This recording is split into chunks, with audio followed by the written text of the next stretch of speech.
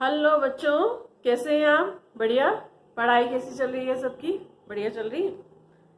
तो आप लोगों ने अभी तक ये जो हम चैप्टर पढ़ रहे हैं पौधों में, पुष्पी पौधों में लैंगिक जनन, इसमें काफी कुछ पढ़ लिया है।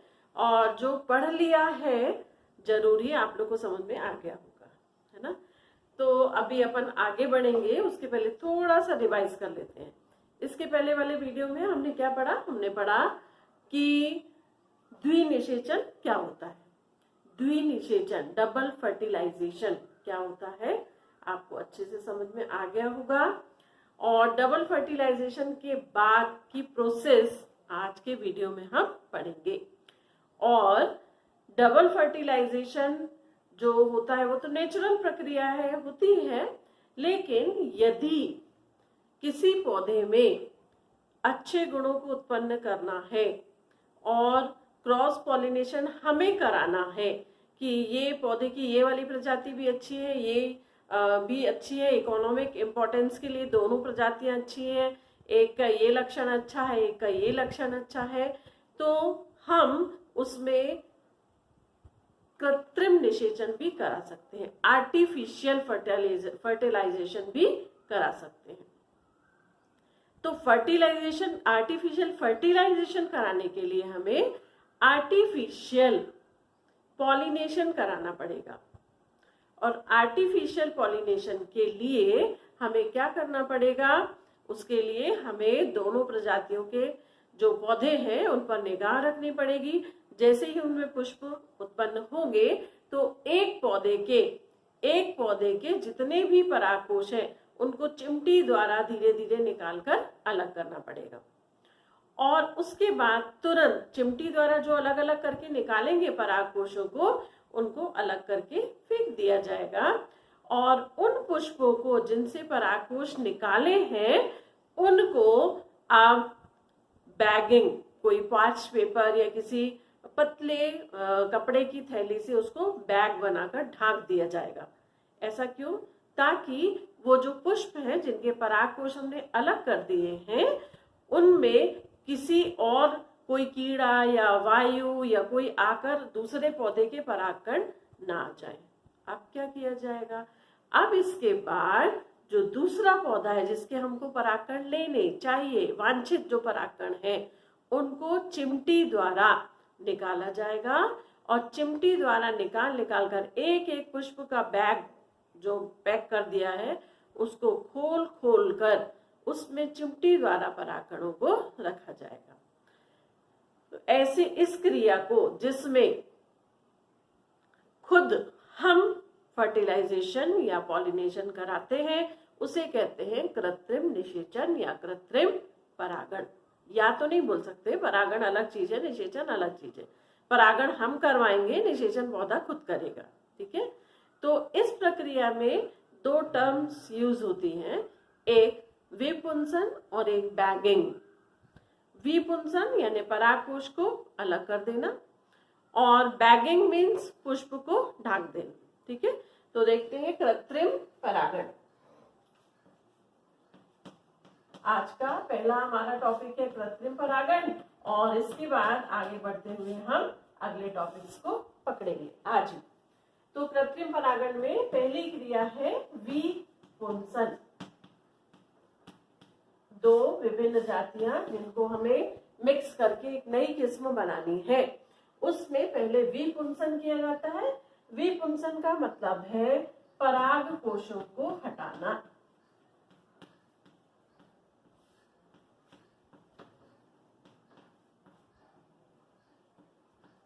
देखो, पराग कोश को क्या बोला जाता है? पुमंग। पुमंग जो है वो पुरुष कोशिका है, नर कोशिका है, तो उसे हटा रहे हैं, अलग कर दे रहे हैं, इसीलिए इस क्रिया को क्या कहते हैं? विपुंसन। चिमटी द्वारा उन्हें तोड़ कर अलग कर दिया जाता है। दूसरी टर्म है बैगिंग। अब ऐसे पुष्प जिनका विपुंसन कर दिया गया है उनको, विपुंसित पुष्पों को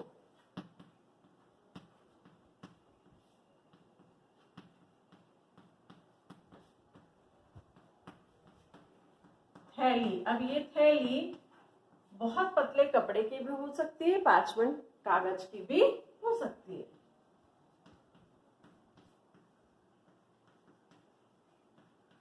ठीक, इतना समझ में आया। एक प्रजाति के जो पुष्प हैं उनको एक एक जो पूरा पौधा है इसके सारे पुष्पों का विपुंसन कर दिया जाएगा, फिर उनकी बैगिंग कर दी जाएगी। ठीक, तीसरी प्रक्रिया में क्या करेंगे, जो अन्य पौधा है जिसके परागकण से हमको परागण कराना है, अन्य पौधे के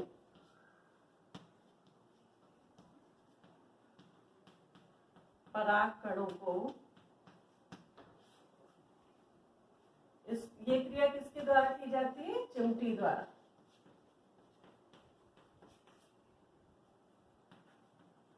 चिमटी या रुई की बड द्वारा। इसको आप खुद भी कराकर देख सकते हैं। रुई की बड, जिसको अपन जैसे ईयर बड होती है ना, कान ऐसे साफ करते हैं तो वो लगी होती है उसमें, तो वैसे ही रुई को क्या करना है, किसी तीली पर लगा लेना है, और जो अन्य पौधा है उसके पुष्प में नीचे परागकण गिरे हुए हैं उसमें उस तीली को टच कराना है, तो परागकण उसमें क्या होंगे, चिपक जाएंगे, और उसके पश्चात उसको लाकर ये जो बैगिंग वाले पुष्प हैं उनका एक एक बैग को क्या किया जाएगा, हटाया जाएगा, और उन पर परागकणों को वर्तिकाग्र पर डाला जाएगा। चिमटी या रुई की अन्य पौधे के परागकणों को चिमटी या रुई की बड द्वारा विपुंसित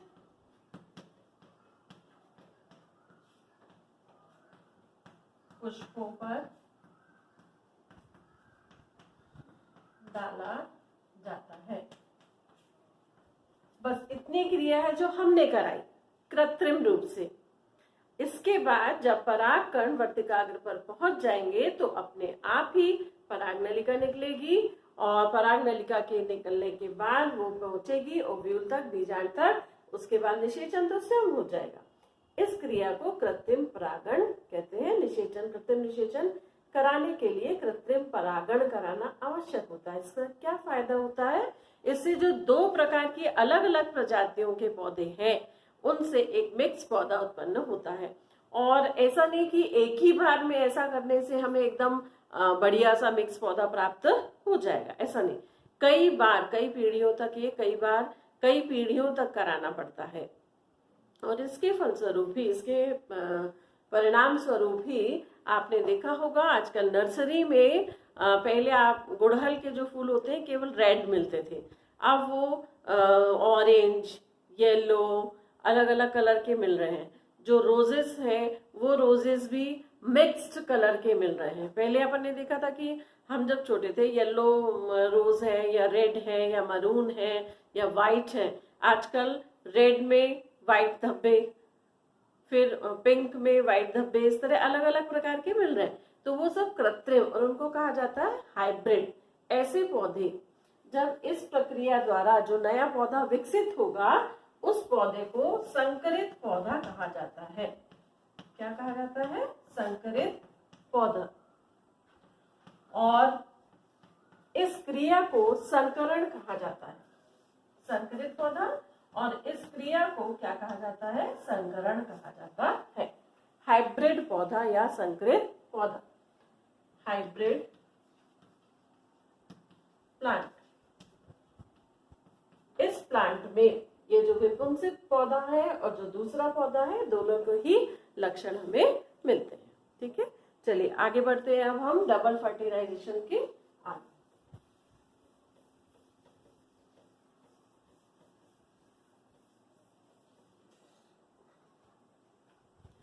लास्ट वीडियो में हमने पढ़ा था कि डबल फर्टिलाइजेशन होता है जिसमें एक निषेचन के फलस्वरूप भ्रूण और बीज बनता है, और दूसरा जो निषेचन होता है उसके फलस्वरूप जो बनता है वो भ्रूणपोष बनता है। तो भ्रूणपोष क्या है, भ्रूणपोष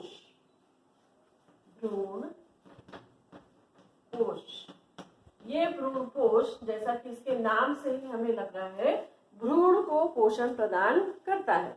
और ये जो भ्रूण कोश है, ये इतनी सारी जैव विविधता है हमारे संसार में, तो विभिन्न विभिन्न प्रकार के पौधों में अलग अलग प्रकार से विकसित होता है। और एक बात आप बहुत ध्यान से समझिए कि किसी भी पौधे में जब भ्रूण विकसित होता है तो उसके पहले भ्रूणपोष विकसित होता है। यानी जैसे ही द्विनिषेचन संपन्न होगा, डबल फर्टिलाइजेशन संपन्न होगा, पहले उसमें भ्रूणपोष का विकास होगा, बाद में भ्रूण का विकास होगा। पहले भ्रूणपोष अच्छी तरह से विकसित होगा ताकि वो पोषक पदार्थों को खींचकर अपने पास रख सके, उसके बाद वो भ्रूण को पोषण प्रदान करता है, तब भ्रूण विकसित होता है। जो युग्मनज है, अंड कोशिका से नर केंद्रक संयुग्मित होता है, तो वो युग्मनज कुछ समय के लिए विश्राम अवस्था में चला जाता है, तब तक भ्रूणपोष विकसित हो जाता है ना। तो विभिन्न विभिन्न पौधों में ये जो भ्रूणपोष है अलग अलग प्रकार का होता है। जो उसका पहला प्रकार है भ्रूणपोष का, मैंने पिछले वीडियो में आपको बताया था कि भ्रूणपोष को कुछ लोग युग्मकोद्भिद बोलते हैं, कुछ बीजाणुद्भिद बोलते हैं, कुछ कार्यकी रचना कहते हैं। हम अब पढ़ते हैं भ्रूणपोष के प्रकार के बारे में। तो पहला इसका प्रकार है केंद्रकीय भ्रूणपोष।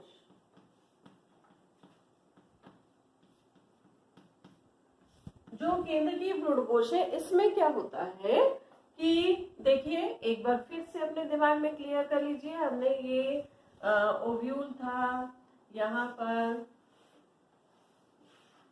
सीधा सा डायग्राम आपको बना के बता रही हूँ, ये बीजांड था और यहाँ पर अंड कोशिका थी, यहाँ 2 कोशिकाएं थी, है ना। इसमें ये वाली कोशिका जो थी, ये इससे निषेचन के पश्चात क्या बनता है, भ्रूण, और इन दोनों से निषेचन के पश्चात क्या बनता है, भ्रूणपोष।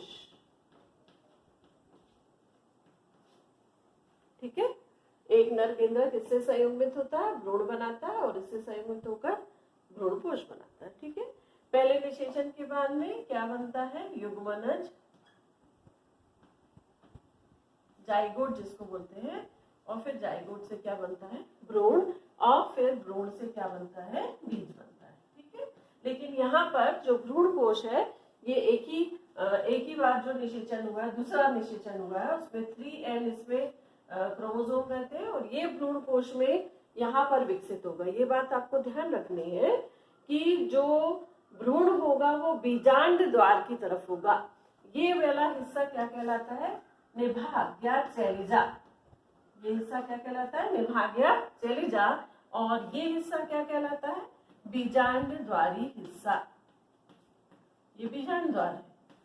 तो भ्रूणपोष कहाँ विकसित हो रहा है, सेंटर में, कहाँ पर, केंद्र में, और भ्रूण कहाँ विकसित होता है, बीजांड द्वार की तरफ। इस चीज को आपको वेरी क्लियर रखना है अपने दिमाग के अंदर। ठीक, अब केंद्र की जो भ्रूणपोष है, केंद्र की भ्रूणपोष में क्या होता है, ये एक कोशिका है जिसमें कितने केंद्रक हैं, 3 केंद्रक जुड़ गए हैं। इसमें क्रोमोसोम की संख्या कितनी है, 3 है। यहाँ पर यदि हम देखें इसको, तो यहाँ पर इसमें क्या है, भ्रूण। यहाँ पर क्या है, यहाँ पर इसमें भ्रूण जुड़ा हुआ है, ये भ्रूण है, भ्रूण एम्ब्रियो। ठीक, ये पूरा हिस्सा क्या है, भ्रूणपोष। क्योंकि ये तीनों कोशिकाएं डीजेनरेट हो गई हैं, ये दोनों कोशिकाएं डीजेनरेट हो गई हैं, बचा है केवल एक ये कोशिका और 2 कोशिका जिसके साथ नरकेंद्रक मिले हुए। ठीक, अब ये 3N जो रचना है, इसमें केंद्रीय प्रकार के भ्रूणपोष में क्या होता है कि एक केंद्रक है, वो केंद्रक बार बार क्या होता जाता है, विभाजित होता जाता है, और बहुत सारे इसमें केंद्रक बन जाते हैं। अब कुछ पौधे में क्या होता है कि प्रत्येक विभाजन के पश्चात इसमें कोशिकाएं बनती जाती हैं, और कुछ में कोशिकाएं नहीं बनती, केवल केंद्रक का विभाजन होता जाता है। चूंकि इसमें बहुत सारे केंद्रक बन जाते हैं, बहुत सारे केंद्रकों का निर्माण हो जाता है, इसीलिए इसे कहा जाता है केंद्रकीय भ्रूणपोष। कौन सा भ्रूणपोष कहा जाता है, केंद्र की भ्रूणपोष कहा जाता है। केंद्र की भ्रूणपोष कहा जाता है। इसमें बहुत सारे केंद्रक बन जाते हैं और ये जो इस प्रकार का भ्रूणपोष बनता है जिसमें बहुत सारे केंद्रक हैं उसे केंद्र की भ्रूणपोष कहते हैं। ये पाया किसमें जाता है? ये सिट्रस फैमिली यानी नींबू फूल जो है उसके जितने भी फल होंगे उनमें बीज होंगे उनमें ये इस प्रकार का भ्रूणपोष हमें प्राप्त होगा। जो दूसरी प्रकार का भ्रूणपोष है वो कहलाता है कोशिकी भ्रूणपोष। कौन सा भ्रूणपोष? कोशिकी भ्रूणपोष। देखते हैं क्या डिफरेंस है उसमें।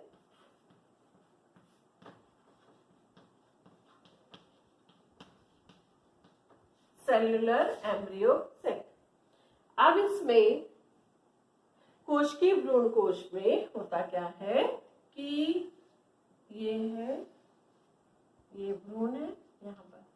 अब इसमें क्या होगा, एक केंद्रक है, इसका विभाजन हुआ, दो केंद्रक बने और तुरंत एक कोशिका भित्ति बन गई। फिर इसका विभाजन होगा, एक केंद्रक बनेगा और फिर भित्ति बन जाएगी। फिर इसका विभाजन होगा और फिर क्या होगा, भित्ति बन जाएगी। यानी केंद्रक बनते जाएंगे और केंद्रक विभाजित हो जाएंगे और भित्ति बनती जाएगी। एक के बाद एक केंद्रक विभाजित होंगे और उनकी भित्तियां बनेगी। तो इस प्रकार के भ्रूणकोश को कोशिकी भ्रूणकोश कहा जाता है। और ये किसमें, एडोक्सा में इस प्रकार का विभाजन पाया जाता है जिसमें हर बार केंद्रक विभाजित होगा, साथ साथ में एक एक भित्ति इसमें निर्मित होती जाएगी। ठीक।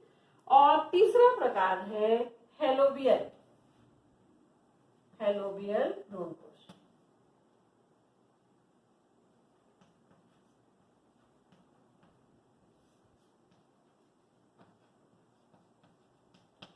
हेलोबियल भ्रूणकोश कैसा होता है और किसमें पाया जाता है? देखिए इसका नाम हेलोबियल है तो आप याद रख सकते हैं ये कुल हेलोबी के वृक्षों में पाया जाता है।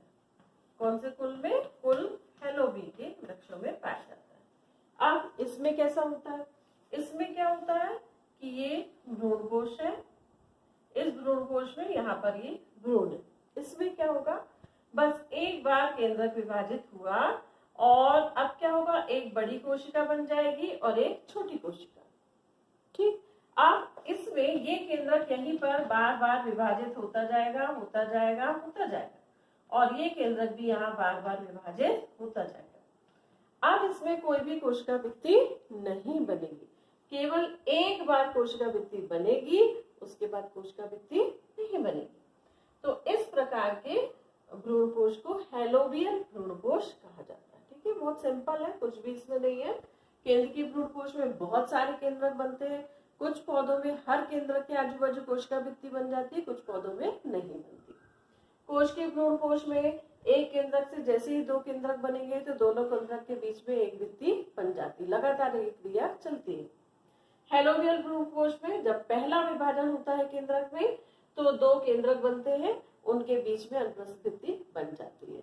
उसके बाद केंद्रक विभाजित होते रहते हैं लेकिन कोई भित्ति नहीं बनती। ठीक, तो ये तो हो गए भ्रूणकोश के प्रकार। अब हम पढ़ने वाले हैं जो टॉपिक वो है भ्रूणकोश। तो बन गया भाई, पौधे के अंदर भ्रूणकोश बन गया।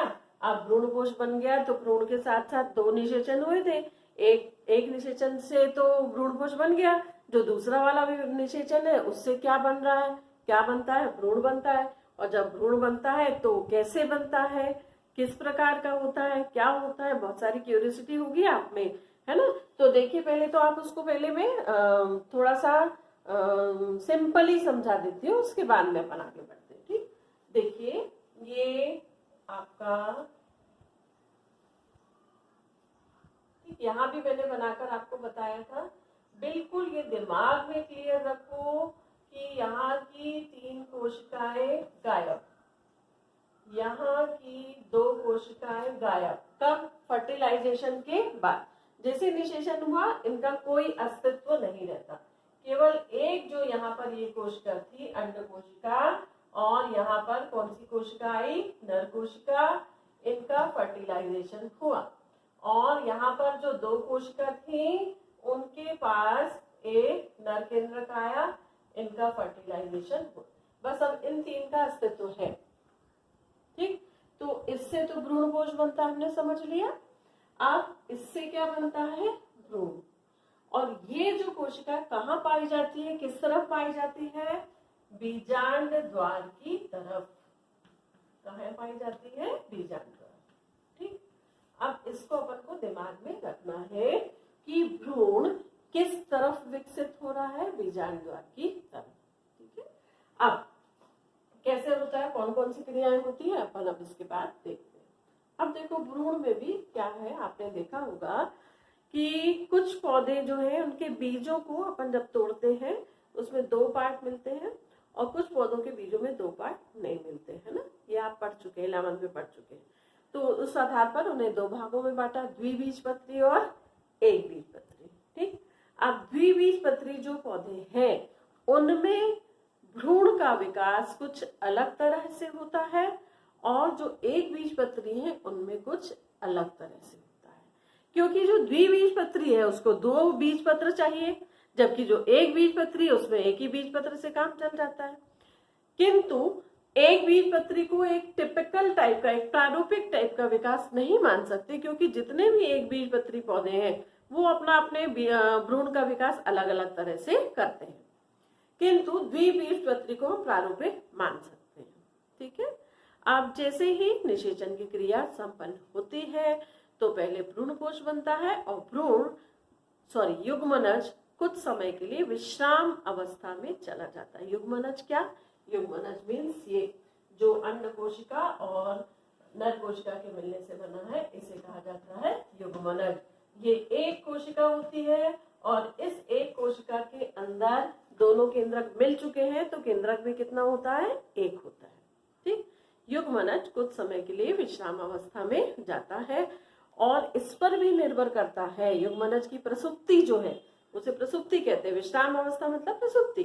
तो युग्मनज जो है ये केंद्र की कोश की हेलोबियल जो टाइप्स है भ्रूणकोश के, उसके हिसाब से किसी में प्रसुप्ति ज्यादा लंबी होती है, किसी में प्रसुप्ति कम होती है। लेकिन बाय द वे ये भ्रूणकोश जो है पोषण देगा, और भ्रूण में क्या होगी? फिर विभाजन होगा और वृद्धि होगी। ठीक है, तो आज हम पढ़ने वाले हैं द्विबीजपत्री, बीज में द्विबीजपत्री पौधों में भ्रूण का विकास। ठीक है, क्या है हमारा टॉपिक आज? डेवलपमेंट ऑफ डाइकोटिलीडन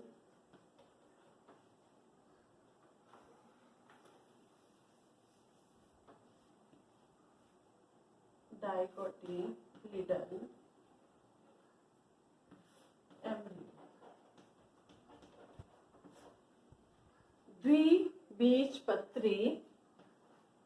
द्विबीजपत्री पौधों में भ्रूण का विकास। ठीक, अब ये जो युग्मनज है, ये युग्मनज की कोशिका जो एक कोशिका है, इसमें विभाजन होगा, और विभाजन से एक बड़ी कोशिका बनेगी और एक छोटी कोशिका बनेगी, एक बड़ी और एक छोटी। ठीक, जो ये बड़ी कोशिका बनी है ये किस तरफ बनेगी? ये है इसका बीजांड द्वार वाला हिस्सा, और ये है इस तरफ का हिस्सा निभाग या भ्रूणकोश भी अपन बोल सकते हैं।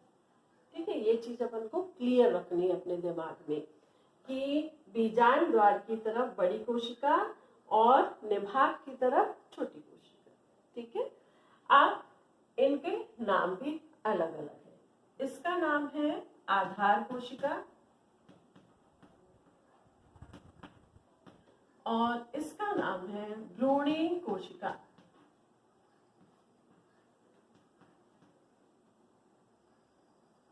भ्रूणी कोशिका।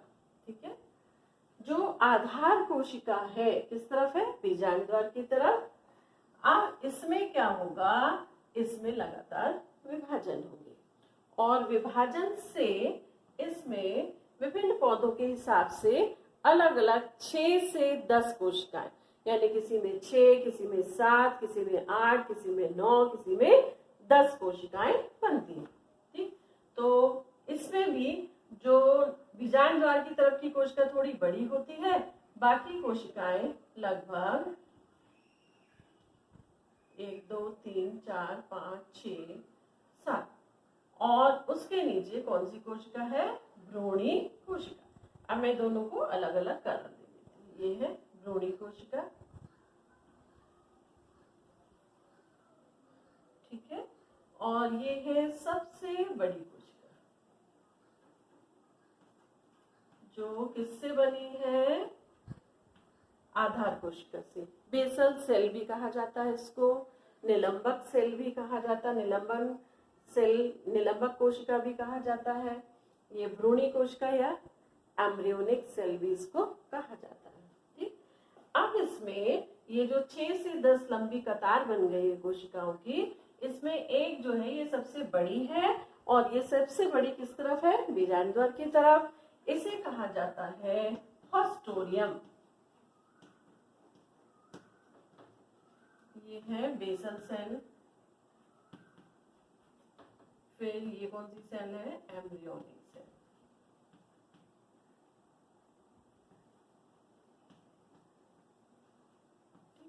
अब इससे अगला स्टेप, ये चरण है, ये अलग अलग। हॉस्टोरियम सबसे ऊपर, या इसे चूषक कोशिका भी कहा जाता है, और इन कोशिकाओं को निलंबक या सस्पेंसर सेल कहा जाता है।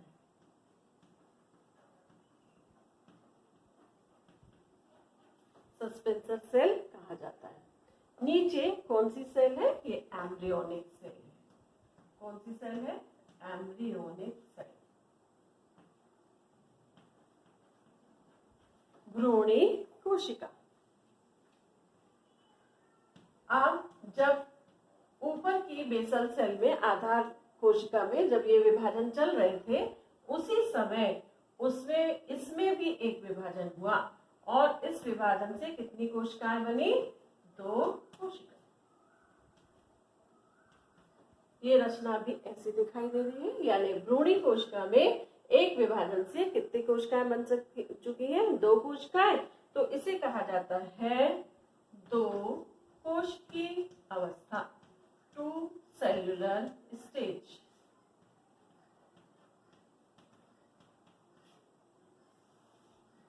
दो कोशिकीय अवस्था। अब नेक्स्ट स्टेप क्या होगा इसके बाद? इसका जो नेक्स्ट स्टेप है उसमें क्या होगा कि ये देखिए, ये ऊपर तो हॉस्टोरियम सेल है, ये हॉस्टोरियम सेल है, और इसके नीचे ये सस्पेंसर सेल है,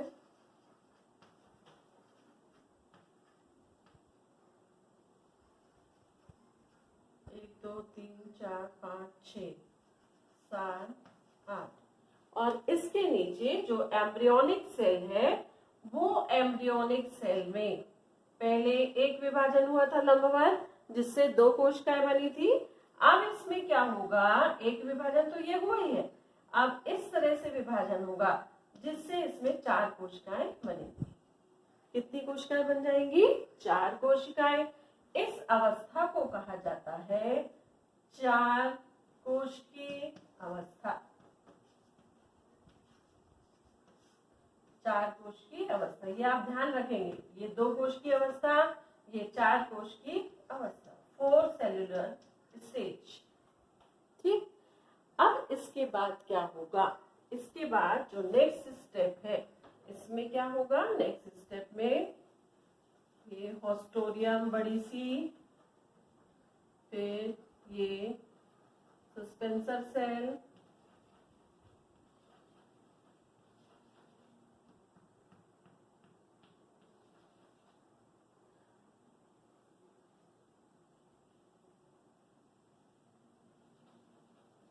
कोई भी सेल इसमें से कम नहीं रहेगी, इसलिए मैं गिन गिन के बना रही हूँ। ठीक है, अब इसमें क्या होगा? ये जो इसका आकार, चूंकि ज्यादा कोशिकाएं बनती जा रही है, तो इसका आकार क्या होता जाएगा? बढ़ता जाएगा। और ये जो 4 कोशिकाएं बनी थी, अब इनमें एक और विभाजन होगा। इसमें विभाजन होने से देखिए, ये 4 कोशिकाएं थी, 1 2 3 4, है ना। अब इनमें क्या होगा, ये अनुप्रस्थ विभाजन होगा। इस विभाजन से अब कितनी कोशिकाएं बन जाएंगी, 8 कोशिकाएं। ये अवस्था है, ये कौन सी अवस्था कहलाएगी, 8 कोश की अवस्था।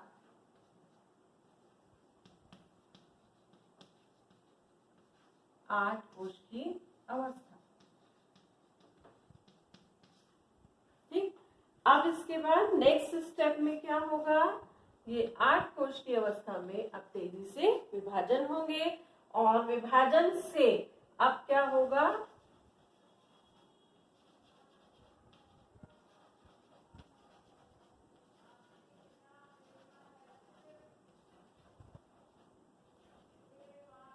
अब क्या होगा, इसमें कोशिकाओं की लेयर्स बननी शुरू हो जाएंगी। इनमें अब विभाजन होंगे और ग्लोबुलर स्टेज आएगी। इस ग्लोबुलर स्टेज में क्या होगा कि चारों तरफ एक परत बन जाएगी, जिसे कहा जाएगा डर्मेटोजन। डर्मेटोजन, ठीक। फिर इसके अंदर एक और स्टेज बनेगी, जिसमें इसे कहा जाएगा, जिससे कॉर्टेक्स बनता है, पेरिब्लेम और प्लूरोम। तो इसे कहा जाएगा पेरिब्लेम, और ये रहेगा प्लूरोम, ठीक।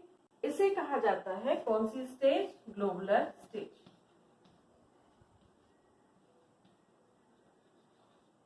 अब इस स्टेज से इस स्टेज में आने तक यहाँ पर बहुत सारी ऐसी कोशिकाएं बन जाएंगी।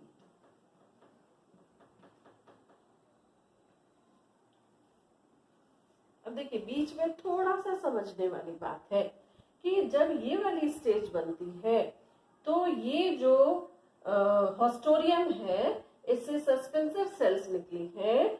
इसमें जो सबसे आखिरी वाली सेल है वो इस 8 कोश की अवस्था को, यानी भ्रूण को निलंबक से जोड़ रही, सस्पेंसर से जोड़ रही। तो इस कोशिका का एक विशेष नाम है, जिसे कहा जाता है हाइपोफाइसिस। क्या कहा जाता है, हाइपोफाइसिस। इसके पहले हम समझ लेते हैं थोड़ा सा इसको मैं अभी हटा देती हूँ, ये बाद में बताती हूँ। इसको थोड़ा समझ ले पहले कि ये हमारी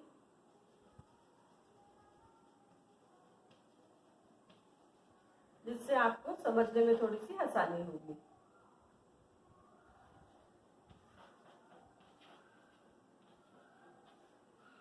अब यहाँ पर देखिए, यहाँ से आपको ज्यादा समझना है। ये इतने हिस्से में, 2 हिस्से में हमें दिख रही है, ठीक है। इसको आप बहुत दिमाग में क्लियर रखिए इस बात को। इसमें जो ऊपर वाला हिस्सा है, ये ऊपर वाले हिस्से में इसको हम क्या बोल रहे हैं, हाइपोफाइसिस, ठीक है। हाइपोफाइसिस के जस्ट नीचे वाली जो कोशिका है, यानी ये हाइपोफाइसिस है, इसके नीचे जस्ट ये जो कोशिका आएगी, इसके नीचे जो बनेगी, क्योंकि इसमें अब बहुत सारे विभाजन होंगे, तो ये कोशिका जो है ये बनाती है रेडिकल। क्या बनाती है, ये रेडिकल बनाती है। रेडिकल किसको बोलते हैं, रूट के अंतिम टिप को। किसको कहते हैं, रूट के अंतिम टिप को, ठीक है। तो अब आप ये समझ लीजिए कि ये जो कोशिकाएं बनने वाली हैं ऊपर के हिस्से से, ये ऊपर की ओर बढ़ेंगी और ये कहाँ बढ़ेगी, नीचे की ओर। अब इनमें विभाजन का जो टाइप है वो चेंज हो जाएगा। विभाजन का टाइप क्या हो जाएगा, चेंज हो जाएगा। इनका विभाजन अलग तरह से होगा, इनका विभाजन अलग तरह से होगा, ठीक। इसमें जब विभाजन होगा तो उसके विभाजन के फलस्वरूप यहाँ पर कौन सी कोशिकाएं बनेंगी, डर्मेटोजन बनेगी, और कॉर्टेक्स वाली कोशिकाएं बनेंगी, प्लूरोम, पेरिब्लेम यहाँ पर निर्मित होंगी। और यहाँ पर इसके जस्ट नीचे यहाँ पर जो रचना, जो कोशिकाएं विकसित होंगी, उनको कहा जाता है हाइपोकोटाइल। क्या कहा जाता है, हाइपोकोटाइल। और ये रचना रेडिकल जो है, इससे ही रूट की, जड़ की जो टिप, आखिरी टिप होती है, वो निर्मित होती है। इन कोशिकाओं से यहाँ जो ऊपर है इससे रूट कैप विकसित होगा। देखिए ध्यान से देखिए, इन कोशिकाओं से रूट कैप विकसित होगा। इससे ये वाली कोशिका से रेडिकल विकसित होगी। इससे मैंने क्या कहा, कौन सी रचना विकसित होगी, रूट कैप, जिसको हम हिंदी में मूल गोप कहते हैं। जो जड़ की टिप होती है वहां पर रूट कैप होती है जो जड़ की सुरक्षा करती है। तो इन कोशिकाओं से रूट कैप विकसित होगी। इससे रेडिकल यानी जड़ का जो सबसे नुकीला अंतिम हिस्सा होता है वो विकसित होगा। ये है हाइपोकोटाइल, जिसकी वृद्धि से धीरे धीरे जड़ का विकास होगा।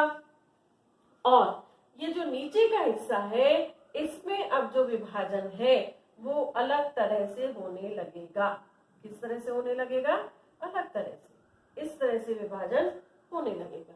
और ये विभाजन लगातार इसी तरह से आगे बढ़ेगा, जिससे जो रचना हमें प्राप्त होगी वो कैसी होगी देखते हैं अपन। थोड़ा मैं ऊंचा आ रही हूँ, शायद इसमें मेरे वीडियो में नीचे का बोर्ड का दिखाई नहीं देता है, इसलिए मैं थोड़ा ऊपर बढ़ा रही हूँ इसको।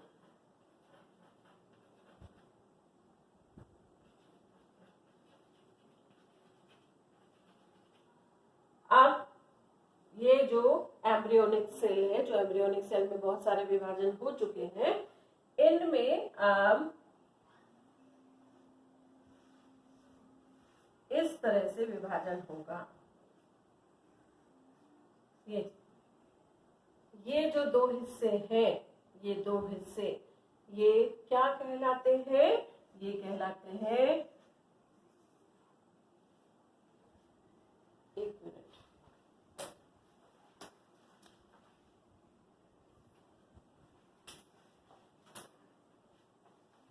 मैं देख रही थी कि ये दिख रहा है या नहीं दिख रहा है। इसे कहा जाता है, ये जो निचले हिस्से हैं इन दोनों को ही कहा जाता है कोटिलीडन, कोटिलीडन या बीज पत्र,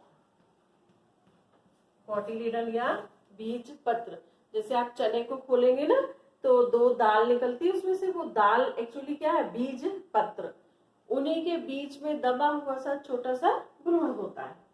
और यहाँ पर ये जो रचना है ये बड़ी इंपॉर्टेंट है, ये वाला हिस्सा, ये वाले हिस्से में, ये आप यहाँ पर ध्यान दें, ये वाला दोनों कोटिलीडन के बीच का हिस्सा, इसे कहा जाता है प्ल्यूमूल,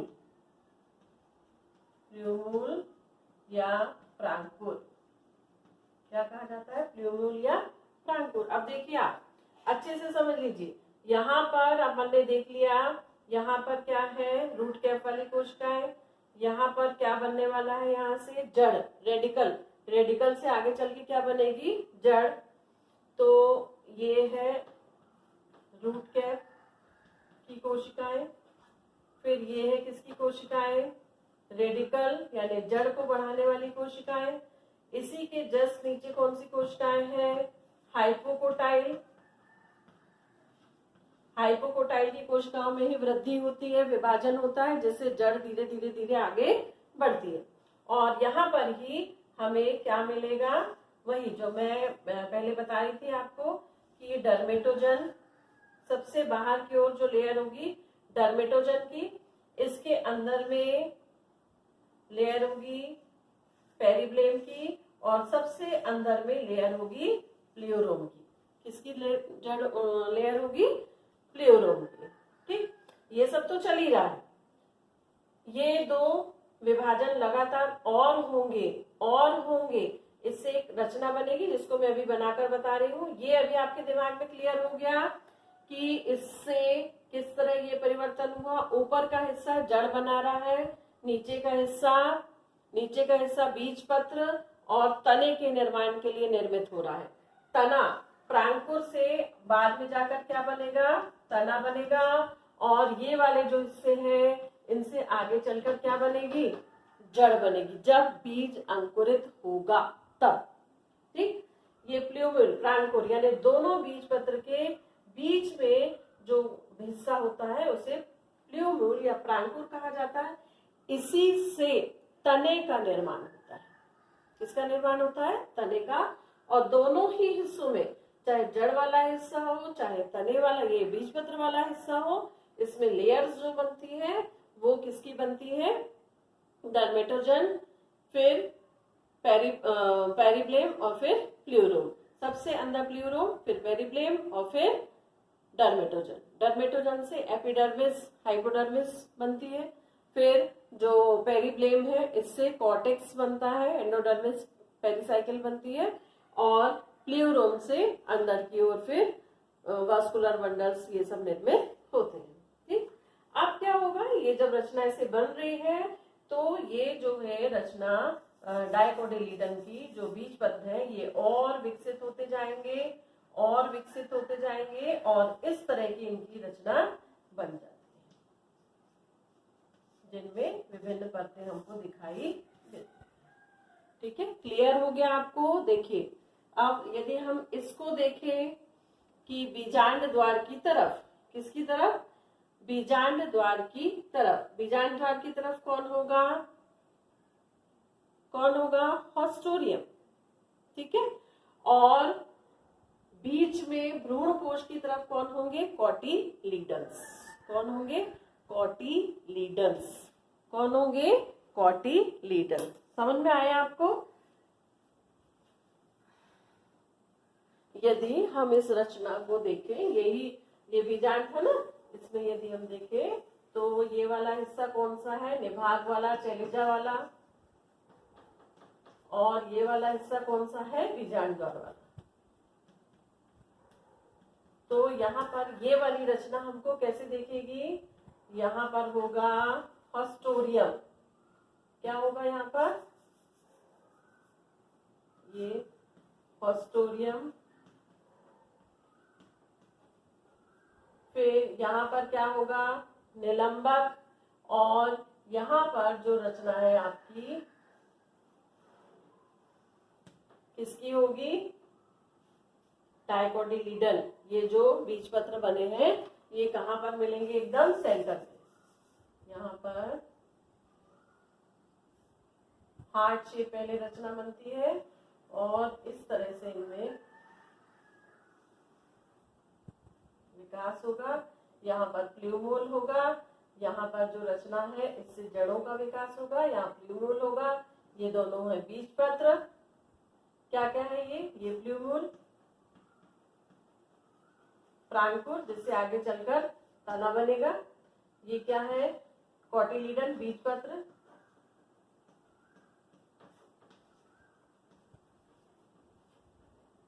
और ये हिस्सा है जिससे क्या बनेगा, रेडिकल, रूट कैप वगैरह का निर्माण होगा।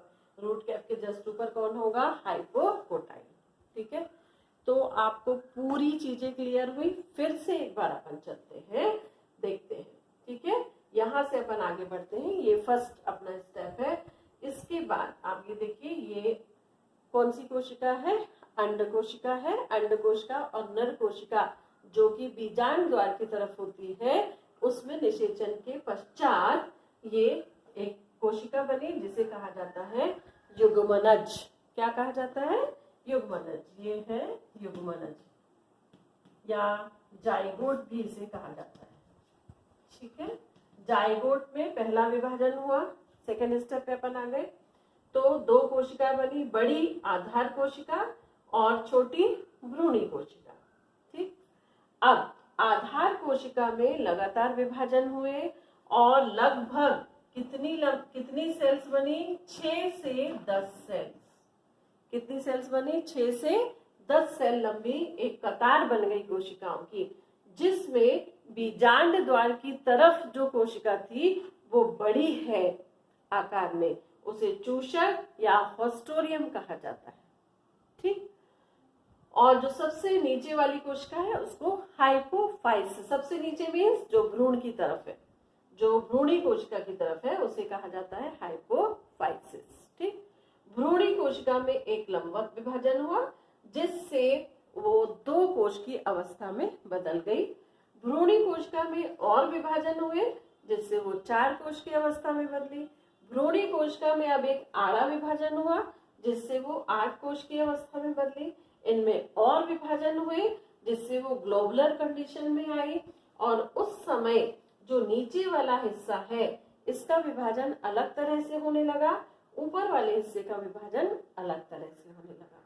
जो ऊपर वाला हिस्सा है आगे चलकर जड़ वाले हिस्से बनाएगा और जो नीचे वाला हिस्सा है ये तना और बीज पत्र का निर्माण करेगा। जो ऊपर वाला हिस्सा है जहां पर जो निलंबक से जहां पर जुड़ा है उसे कहते हैं हाइपोफाइसिस। हाइपोफाइसिस की तरफ की जो कोशिकाएं जो निलंबक की तरफ है वो रूट कैप बनाएंगी और हाइपोफाइसिस से आगे चल के रेडिकल बनेगा। रेडिकल के जस्ट नीचे की कोशिकाएं हाइपोकोटाइल बनाएंगी और नीचे आते हैं अपन तो नीचे जब विभाजन शुरू होगा तो ये हार्ट शेप की आकृति बनेगी, यानी ये आकृति धीरे धीरे क्या होती जाएगी, बढ़ती जाएगी और बढ़ते बढ़ते इसमें इस तरह का विभाजन होगा। हार्ट के मध्य में जो कोशिका होगी उसे कहते हैं प्ल्यूमूल या फ्रैंकुर कोशिका, जो कि आगे चलकर तने का निर्माण करेगी। यानी ये हिस्सा पूरा तना, ये हिस्सा पूरा जड़। ठीक, यहाँ पर फ्रैंकुर एपिकोटाइल बनेगा, यहाँ हाइपोकोटाइल। एपिकोटाइल आप जानते हैं जिससे तने का निर्माण होता है। किसका निर्माण होता है? तने का निर्माण होता है। और इनमें लगातार विभाजन के फलस्वरूप इस तरह से दो बीज पत्रों का निर्माण होगा। दो बीज पत्र में फिर लेयर्स बन जाएंगी। ये लेयर्स कौन कौन सी होंगी? सबसे बाहर की ओर डर्मेटोजन, बीच में फिर पेरिब्लेम और सेंटर में प्ल्यूरोम, जिससे तने और जड़ के विभिन्न हिस्सों का विकास होगा। निलंबक की तरफ का हिस्सा जो है वो जड़ों का निर्माण करता है और बीज पत्र की तरफ का हिस्सा तने का निर्माण करता है। बीच में सेंटर में ये प्ल्यूमल पाया जाता है। इधर निलंबक की तरफ रूट कैप, रेडिकल और हाइपोकोटाइल का निर्माण होता है। यदि हम स्थिति देखें किसी बीजांड में तो इस तरह बीजांड द्वार की तरफ हॉस्टोडियम होगी और सेंटर में कौन होगा? भ्रूण पाया जाएगा। ठीक है, तो मुझे लगता है आपको ये क्लियर हो गया होगा। बहुत ही इजी है, कुछ भी इसमें कठिन नहीं है। ठीक है, तो आगे बढ़ते हैं। फिर ये द्विबीजपत्री बीज का विकास था। अब हम पढ़ेंगे एक बीजपत्री बीज का विकास।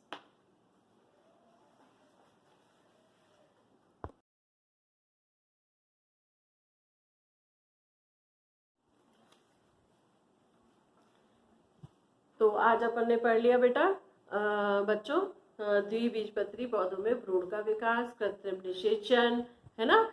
तो कृत्रिम निषेचन क्या होता है, भ्रूण कोश के प्रकार क्या होते हैं और द्विबीजपत्री भ्रूण का विकास कैसे होता है। आज के वीडियो में हमने इतना पढ़ा, है ना।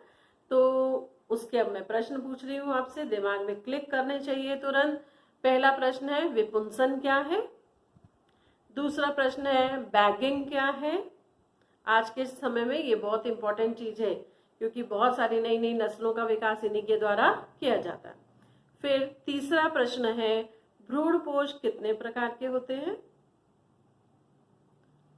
चौथा प्रश्न निषेचन के पश्चात भ्रूणपोष पहले विकसित होता है या भ्रूण। पांचवा प्रश्न